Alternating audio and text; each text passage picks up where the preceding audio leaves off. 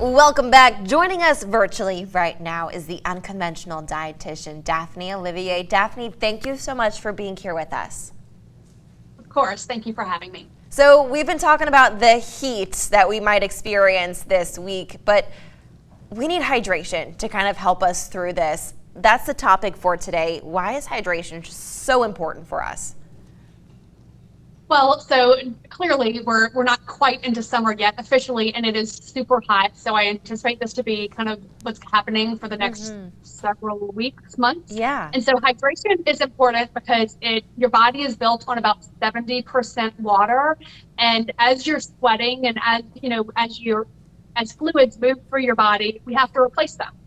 So general rule of thumb is that you would take your body weight or your goal weight and divide it in half, and that's how many fluid ounces you should be consuming to hydrate yourself on a daily basis. Okay. So hydrating means the things that we need to be careful of is that whenever we are counting those ounces, we can't consume caffeine or alcohol and consider that to be hydrating, because both of those are dehydrating. So your coffee in the morning or your iced tea, those kind of things, we don't count towards hydrating fluids. Okay. So we really need to be cognizant and focus on things that are going to hydrate our body.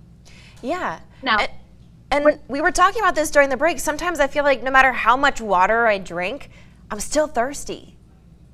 Yeah, so that's when electrolytes come into play. And electrolytes are basically, the main ones are sodium and potassium.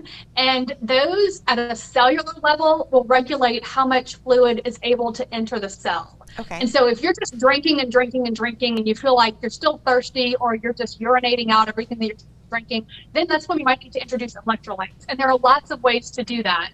So there are lots of electrolyte powders. You can also do things like cucumber and lemon.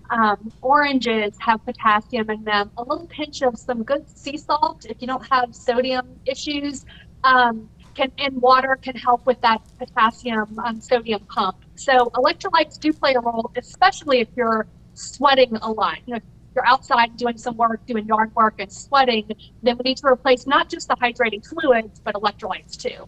And that's when those sports drinks can really come into play. And Daphne, we are almost out of time, but if people at home have any questions for you, how can they contact you? So you can contact me through my website, theunconventionaldietitian.com, or through social media, Instagram and Facebook as The Unconventional Dietitian. Daphne, as always, thank you so much for joining us virtually. Of course, thank you. Of course. If you at home want to learn more, head to our website, klaf.com.